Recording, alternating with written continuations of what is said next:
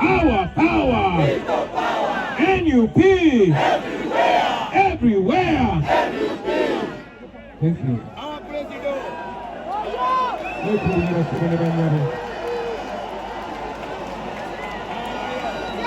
Ngenda kusaba abali mu byuma mwongeze microphone eno naddala monitors. Buli kigambo kye twogera olwaleero tetulishiwa oba tunafuna omukisa okuddamu okyogera, so twagala mukiwulirize. Abalina amasimu mugateekeko, abasobola mugateeke ku live. Buli mukisa gwe tufuna okwogera nammwe bannayuganda twagala tukukozese. Abayimiridde wano emabega ngenda kusaba mukkakaneko tusobole okwogera n'abeeno nga bwe twogera n'abeeno. Abatali bannamawulire abatalina kamera zinsaba mukkakaneko katono. Njagala okubasaba abasebo ne bannyabo, manyi tuli mu kaseera ka kusanyuka, manyi tuli mu kujaganya kuba twewandisiza, naye mbadde nsaba olunaku lwa leero mutuwe ku matu gammwe. Njagala okubasaba n'abali emabega olunaku lwa leero mwenna mutuwe ku matu gammwe, kuba njagala bino bye twogera bibeere nga bibakiikira ate namwe mbyongereyo. Bannange nga sinnababbalaga ssanyu lyange, munzikirize nkozese omukisa guno. Nasooka okumuyita okwogerako eri abantu, kuba buli musajja yenna omuntu asinga okutegeera ye mukazi gw'osula naye. Nasemba okumusaba okujja okwogerako eri abantu mu mwaka gwa 2017 nga neesimbyewo okuba MP ekyaddondo. Nsaba n'obuwombeefu munzikirize mbayitire agenda okubeera first lady wammwe ayogereko tetuli. Nsaba mukkirize mumwazike amatu, then oluvannyuma nange nayongereza okwo. Maama Mr. President, bannayuganda mwenna abakuŋŋaanidde wano olwaleero, assalamu alaikum warahmatullahi wabarakatuh.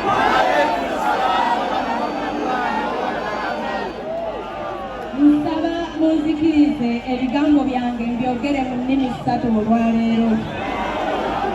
Buli omu ajja kulondako olulimi kirwasinga okutegeera. Olunaku lwaleero lwa byafaayo, lwe lunaku lwe tugenda okulaba nga pulezidenti waffe addako ng'akuŋŋaanyizza abantu ab'enkalejjo. Njagala okusonga sipiiti yange okwebaza abantu ba Buganda.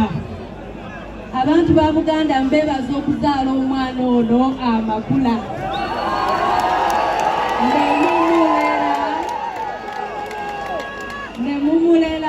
Ne mumugunjula kati asajja kudde akuusa ekintu ekitasobola kuyimirizibwa mu ggwanga lino. Abantu ba Buganda njagala okubeebaza okukkiriza omwami ono, omwami Kyagulanyi, kubeera nga yampasa. Ne mukkiriza ne mbeera mukyala we, ne munnyaniriza, ne munjigiriza olulimi lwammwe, ne munjigiriza ennono zammwe, ne munjagala. Nja kubeereza lubeerera. Abali emabega, njagala kubabuulira nti olunaku lwe nasooka okuyimirira ku kadaala k'ebyobufuzi twali Kyaddondo mu 2017. Bwe nali ku kadaala k'ebyobufuzi ago nagamba abantu b'e Kyaddondo nti Kyagulanyi Ssentamu kyakwatako kifuuka golodi. Abantu b'e Kyaddondo banzikiririzaamu ne bamuyiira obululu. Nabasaba bamulonde kuba nali mmanyi nti olunaku lwagenda okulinnya mu Parliament agenda kuba ng'akolera ggwanga lyonna, ffenna tukirabako olwaleero. Singa tebaali bantu b'e Kyaddondo ndowooza tetwandimulabyeko leero. Olwo lunaku nzijjukira nabagamba nti bwe banaamwesiga ekitundu kya Ddondo kijja kuba nga kirina erinnya ddene nnyo ng'ensi yonna ekimanyi. Nkakasa tebalina bwe batamanyi kya Ddondo East mu Uganda muno n'ensi eziddako awo. Nyimiridde wano okubasaba bannayuganda n'okuddamu ebigambo bye nayogera nga ndi kya Ddondo. Mwami Kyagulanyi Ssentamu ke munaagezza ne mumuwa obululu ne mumulonda ku bwa pulezidenti agenda kunnyulula eggwanga lyaffe Uganda mu kinnya eky'enzikiza.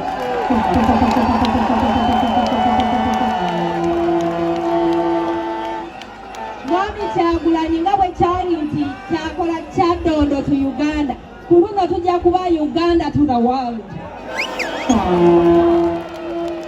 Mbasuubiza nti bwe munaalonda Mwami Kyagulanyi temugenda kwejjusa. Njagala ebigambo byange mubikkiririzeemu ng'abantu b'e Kyaddondo bwe babikkiririzaamu.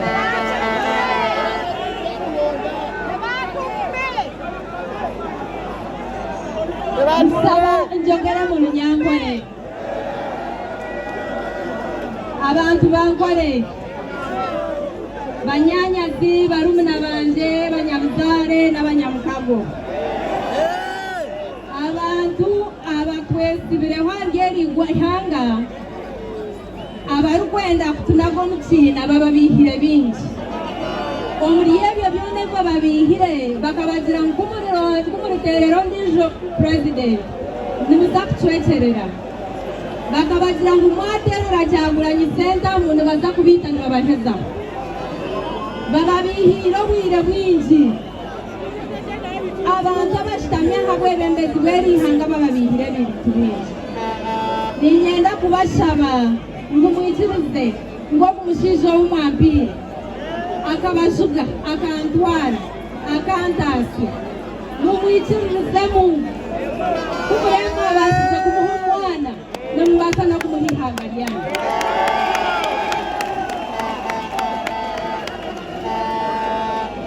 Nebagamba ngu abantu bankole balijje nebagira ngu imwe timwine busaasi. Abantu bankole tulina obusaasi nk'abanyayuganda abandi boona.